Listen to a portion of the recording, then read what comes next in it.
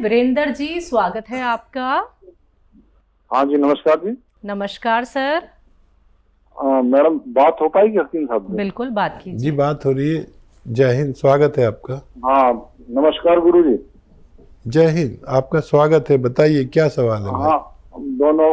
एक तो ये शेख भाई का बहुत बहुत धन्यवाद गुरु जी। एक तो गुरु जी, ये आज उस दिन जो सवाल किया था ना नमक के बारे में, वही उसमें मैं वो समझ नहीं पाया कौन सा नमक लेना है। काला नमक लेना है, सेंधा नमक लेना है, या डेले वाला लेना है, एक आयोडीन वाला। 4 वैरायटी है, इसमें कौन सा नमक सही रहेगा? और एक सवाल ये था गुरु जी, वो मम्मी जी के बारे में जो पूछा था मैंने आपको, वो जो गर्भाशय के बारे में जो पूछा था, हाँ, एक वो है, वो समझ नहीं पाया था, मैं लिख नहीं पाया था। आपने क्या बताया था गुरु जी? ठीक। अच्छा गुरु जी, ये है कि जैसे छाछ है, जैसे आप बताते हैं ना, ये सिरका बनाना होता है, तो इसमें हम छाछ और तांबा मिला सकते हैं? जैसे और जिस चीज का भी हमें बनाना हो, जैसे पौधे पे डालते हैं तो उसमें छाछ और तांबा मिला देते हैं तो बहुत खट्टा हो जाता है, उसको स्प्रे करते हैं, उससे सारे कीड़े वगैरह सब मर जाते हैं। तो एलोवेरा के उसमें ये मिला सकते हैं? जैसे सिरका बनाना होता है, आप बताते हो, बंद उसको बाल्टी में रख देते हैं, क्या ये मिला सकते हैं? ये सवाल है गुरु जी। और एक ये है कि ये गुलाब जल और फिटकरी का आपने कल जो बताया था नुस्खा, टीवी पे शाम को जो बताया था, एक इसके बारे में पूछा है गुरु जी। ठीक है। अच्छा देखिए, तांबा नहीं मिला सकते सिरके में, तांबा नहीं मिला सकते, वो बहुत खतरनाक रिएक्शन करता है। और तांबा दरअसल जहरीला होता है। इसको बस किसी भी एसिड में, यानी ना नमक डाल सकते हैं इसमें, ना कुछ और ऐसा एसिड, तांबा उससे रिएक्ट करके जो लिक्विड बनाता है वो जहरीला होता है, तो तांबा तो बिल्कुल नहीं डाल सकते। और क्या पूछा है नमक के बारे में, मैंने आपको बताया। देखिए, नमक याद तो बहुत होते हैं, लेकिन मैंने कभी ये नमक नहीं बताया। मैं हमेशा नमक जैतून की सिफारिश करता हूँ। नमक जैतून आप लिख लें, नमक जैतून असली लें। ये स्वाद में नमकीन नहीं होता, इसकी पहचान है, देखने में बिल्कुल नमक जैसा होता है। एक चुटकी दिन में 1 बार या 2 बार इसे इस्तेमाल कर सकते हैं। जी, माता जी को लेके सवाल था, गर्भाशय उनका बाहर आ गया था। हाँ, तो उनके लिए मैंने बताया था, मुझे याद है कि गौन चिलगोज़ा, चिलगोज़े का गौन। चिलगोज़ा एक ड्राई फ्रूट है जो जितने दुनिया में ड्राई फ्रूट है उनमें सबसे महंगा आता है, और उसका गौन उससे भी महंगा आता है, लेकिन 10-20 रुपये रोज़ की दवा से ज़्यादा नहीं होता है। बस एक चुटकी गौन चिलगोज़ा उन्हें खिलाएं, और एक चुटकी खाने का सोडा, जो मीठा सोडा कहलाता है, 2 गिलास पानी में मिला के ये पानी पिला दिया कर आपकी माता जी के लिए ये नुस्खा। जी, अगले कॉलर हैं रविशंकर जी, स्वागत है आपका। हेलो जी सर। मैडम, नमस्ते भाईजान, सलाम वालेकुम जी। जय हिंद, स्वागत है भाई आपका। भाईजान, मैं रविशंकर मिश्रा बोल रहा हूँ, एक भूतपूर्व सैनिक हूँ। जी जी, इस्तकबाल है आपका, स्वागत है। भाईजान, मैं आपसे 2019 से जुड़ा हुआ हूँ, आपकी कंपनी से, और आपके प्रोडक्ट को देखते रहता हूँ। आपके जो बताते रहते हैं नुस्खे, वो नुस्खे भी देखते रहता हूँ भाईजान, और लोगों को वो नुस्खे भी बताता हूँ, और आपकी कंपनी से दवा बुला करके भी देता हूँ। इसमें हमारी जो बहन रेखा है 36 नंबर, उनके माध्यम से बुला के मैं बहुत से लखनऊ वालों को सुधार चुका। आपकी जैतून का सिरका है, काला गोंद है, सिया गोंद है, ऐसी जो चीज लगती है वो चीज बुलाकर देते रहता हूँ भाईजान। कितने लोगों को फायदा पहुंचाया होगा आपने? कम से कम भाईजान 10 से 12 आदमी ठीक हो गए। अच्छा, बहुत बहुत शुक्रिया, आपने लोगों की सेवा की। अपना नंबर लिखवाना, फ़ोन काटना नहीं, ये हमारे मीडिया कर्मी आपका नंबर लिखेंगे बात होने के बाद, काटिए नहीं। तो हमारे मीडिया कर्मी आपसे संपर्क करेंगे, आपका इंटरव्यू और सब कुछ चीज़ें चाहिए ताकि लोगों को फ़ायदा पहुंच सके। और बताइए क्या सेवा? बढ़िया सर, कोई एक प्रॉब्लम, शुगर तो है मेरे को, इनने मेरे को नमक शिवरंजन भेज दिया, शिवरंजन भेज दिया साहब सर, तो उसको कैसा करना है बता दीजिए आप। ठीक है, ठीक है। हाँ, देखिए, नमक शिवरंजनी और नमक जैतून और नमक कलौंजी, ये तीनों चीज़ें एक सा काम करती है। जहाँ नमक जैतून की ज़रूरत पड़े वहाँ पर आप इसे एक चुटकी एक वक्त में इस्तेमाल कर सकते हैं। और ये भी वही सलाहियतें रखता है जो नमक जैतून और नमक कलौंजी में है। अगले कॉलर हैं हमारे साथ, बात कर लेते हैं। हरियाणा से है निर्मला जी, स्वागत है आपका। हाँ जी, नमस्कार मैम। जी नमस्कार मैम। नमस्कार भाई साहब सुलेमान जी। जय हिंद, स्वागत है हमारी बहन का। सर, मेरा आपसे एक प्रश्न है सर। जी। मेरा लड़का है सर, उसकी उम्र 14 साल है सर। उसको ना आधे सर में दर्द रहता है और आंखें भारी भारी पन रहता है आंखों में। ठीक है। और सर एक प्रश्न मेरा है, जो मेरे को ना पित्त ज्यादा बनता है सर। जैसे मैं खाना खाती हूँ तो मेरे को ना खट्टी डकार आती है और खाना हजम नहीं होता है सर। ठीक है। अच्छा, देखिए, बच्चे को अगर नज़ला वगैरह रहता है और नज़ला हुआ, खांसी हुई, बलगम हुआ और उसने कोई दवा ले ली एंटी एलर्जिक, तो वो सब कुछ सुखा देती है, नसों में बलगम को सुखा देती है। तो अगर ऐसा होता है तो बलगम निकालने की दवाएं, कफ निकालने की दवाएं डॉक्टर से लें अपने, जिससे आप इलाज कराते हैं, तो वो निकलते ही आपका बच्चा तंदुरुस्त हो सकता है। और इनका सवाल, पित्त ज़्यादा बनता है। पित्त ज़्यादा बनता है, एसिडिटी, कब्ज़। तो देखिए, बहुत अच्छा नुस्खा है। सौंफ, सौंठ, जीरा, अजवाइन, धनिया, मेथी, मेथी का दाना। एक बार और बोलता हूँ, आप लिख लें। सौंफ 100 ग्राम, सौंठ 100 ग्राम, सौंफ, सौंठ, जीरा, अजवाइन 100 ग्राम और धनिया और मेथी का दाना 100 ग्राम।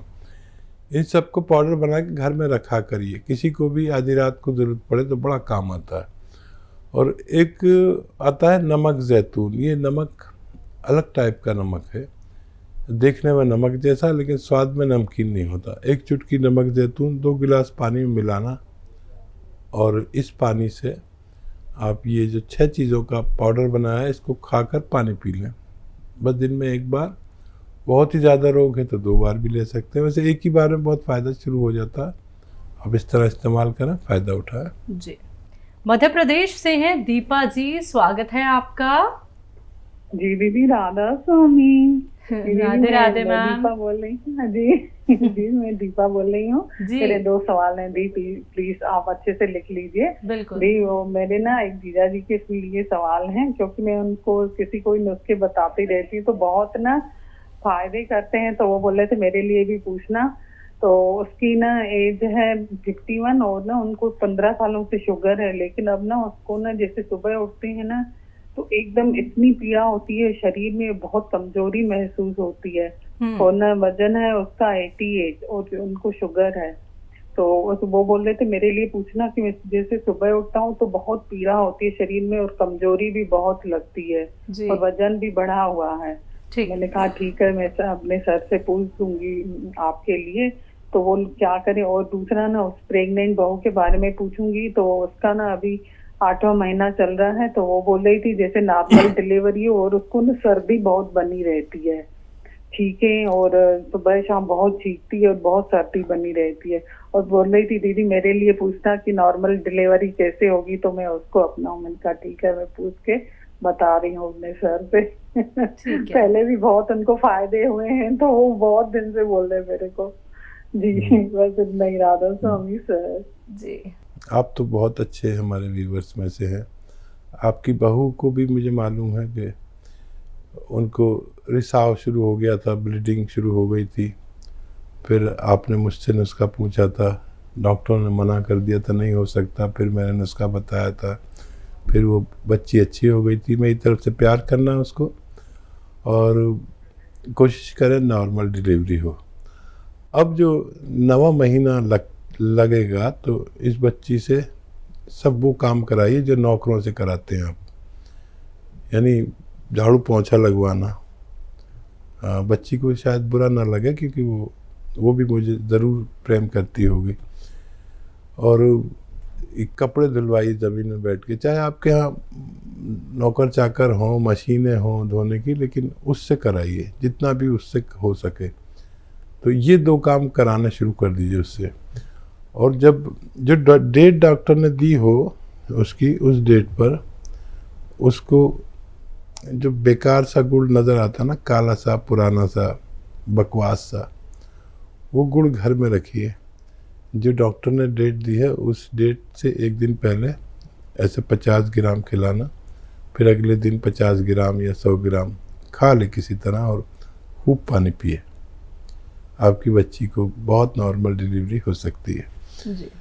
और जीजा जी के लिए देखिए, आपको तो पता ही है, अगर दर्द है तो गौनसिया देना है, आधा ग्राम देना है, 2 बार देना है, या 1 बार भी दे सकते हैं। और शुगर की दवाएं लेते रहें, पैदल ज़रूर चला करें, गर्म पानी ज़रूर पिया करें। और या तो गोंद जामुन आपको पता है बहुत असरदार है, 1 चुटकी 2 बार दिया करें, खाने से पहले देना बेहतर है। 1 चुटकी से ज़्यादा ना दें और 2 बार से ज़्यादा ना दें, तो उनको भी फ़ायदा होना मुमकिन है। जी। रतन तन्हा जी, स्वागत है आपका।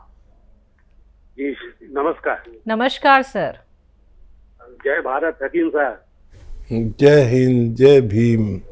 और आपकी भी जय, रतन वालों की भी जय, रंगीला की भी जय, रतन की भी। जी, मेरा मिजाज, शारीरिक मिजाज सर्द है सर। ठीक है सर। और लोगों का विचार है कि मेरा मिजाज गर्म है, लेकिन मैं ये भी बताता हूँ, जब आप देखते कोई श्रोता की बात पर, कोई लिसनर्स की बात पर आप जब भावुक होते हैं तो मैं भी भावुक हो जाता हूँ, मेरी भी आंखें भर आती है। मैं कोई धारावाहिक देखता हूँ तो कोई ऐसा क्षण आता, कोई फिल्म देखता हूँ ऐसा क्षण, तो मेरी आंखें बार बार भर आती है। मैं नहीं जानता कि मेरा असल में मिजाज क्या है। शारीरिक मिजाज तो सर्द है, ये जानता हूँ। जब मौसम चेंज होता है तो मुझे तकलीफ होती है थोड़ी बहुत, सर्दी वगैरह की। दोस्तों को ये आशा रहता है मुझसे कि मैं उनके हर बात पर जी हुजूरी करूं, उनका मैंने कोई भी गलत बात हो तो मैं उसमें हाँ में हाँ मिलाऊं। लेकिन मेरा वो मिजाज उस समय गर्म हो जाता है। मैं मुंह ठीक सामने, उनके चेहरे के सामने 2 टुक मैं कह देता हूँ कि नहीं ये गलत है। और ये तो अब जाने बता चुका हूँ कि मैं भावुक हूँ अंदर से। तो ये मौसम चेंज हो रहा है सर। मैंने उन्नाव, लिसोड़ा और अलसी और पीपल, इसका 150 के रेशियो से बनाया हुआ है सर। मौसम चेंज हो रहा, मैं खुद के लिए बनाया हूँ और शुरू भी कर चुका हूँ। तो क्या मैं ये जो 450-500 का बनाया हूँ पूरा खुद खा सकता हूँ या बचने पर किसी को दे भी सकता हूँ सर? और दूसरा प्रश्न है सर, मेरा एक हबीब है बचपन का जी, तो वो थोड़ा सा यौन शक्ति वो कह रहा, आज ही फोन आया था रांची से, बोला मैं कुछ कम हो रहा है, तो उसके बारे में कुछ बताइएगा सर। ठीक है। ठीक। हाँ देखिए, मिजाज जो है इंसान का, वो उस चीज़ पर निर्भर है कि अगर आपको नज़ला, खांसी, बलगम, छींकें अक्सर आती हैं और जल्दी आप किसी रोग में ग्रस्त हो जाते हैं तो आप सर्द मिजाज हैं, चाहे गुस्सा आपको कितना ही आता हो। तो गुस्से से मिजाज का कोई ताल्लुक़ नहीं है। और समझ लीजिए कि आपको बार बार बलगम, खांसी, छींकें रहती है तो आप ठंडे मिजाज के हैं और आपके अंदर इम्यूनिटी यानी रोग प्रतिरोधक क्षमता कम है। ये तयशुदा बात है यूनानी और आयुर्वेद की। और वो मिजाज का अगर बात करें जो भावुक होने वाली बात है, तो उस मिजाज में आप मुझ जैसे हैं, समझे। ये हमारी दोनों चीज़ें मिलती हैं, इसीलिए हम एक दूसरे को पसंद करते हैं। तो वो मेरा भी हाल है कि मैं बिल्कुल जवान था, फिल्मों का बड़ा शौक़ था, मैं चला गया पिक्चर देखने। इत्तेफाक से मेरे चारों तरफ लड़कियां बैठी हुई थी और मैं अकेला, और वो जो सीन आया जज्बाती सीन, तो मैं तो इतना बुरी तरह रो रहा था और वो सब लड़की मुझ पर हंस रही थी। तो ये हमारा मिजाज है, आपका और हमारा मिजाज मिलता हुआ है। ये बहुत पसंद किया जाता है भगवान की तरफ से, रोने वाली आँख को भगवान बहुत पसंद करता है। और यही आँख अगर अपने रब के आगे रोए तो बहुत, जो चाहो भगवान से मनवा लो। और अगर वक्त ऐसा हो कि रात के 12 बजे के बाद का, जब सब सो चुके हो और आप उठ के सजदे में उससे कुछ जो बातें करोगे, तो उसकी सरगोशियाँ भगवान के यहाँ होती हैं। जो आप यहाँ बोलते हो वहाँ सुनाई देता है। याद रखें आप, ये वो वक्त है जब आप अपने रब से सब कुछ मनवा सकते हो। और खुददार होना बहुत अच्छी बात है। अगर कोई चापलूसी कराना चाहे तो ये मिजाज नहीं है आपका, आप नहीं कर सकते, आप मर जाएंगे, चापलूसी नहीं करेंगे। और एक शेर याद आ रहा है कि नाज है अपनी कच कुलाही पर। कच कुला कहते हैं, पहले वो कुला बांधते थे ना ऐसे, तो वो थोड़ा टेढ़ा होता था, तो उसका एक मतलब होता था कि मैं चापलूस नहीं हूँ, जो टेढ़ा सा बांधते थे। नाज है अपनी कच कुलाही पर, चापलूसी मेरा उसूल नहीं। डूब जाना कबूल है लेकिन मिन्नते ना खुदा कबूल नहीं। मेरे ख्याल से इनके सब सवालों के जवाब दे दिए मैंने। एक सवाल रह गया, उन्नाव लिसोड़ा अलसी वाला एक नुस्खा बनाया इन्होंने जी, वो आप इस्तेमाल कर सकते हैं, वो इस्तेमाल करिए। किसी को देना हो तो दे भी सकते हैं, फिर दोबारा बना लेना। आपका तो मिजाज है लोगों की खिदमत करना, कितने लोगों को आप अच्छा कर चुके हैं।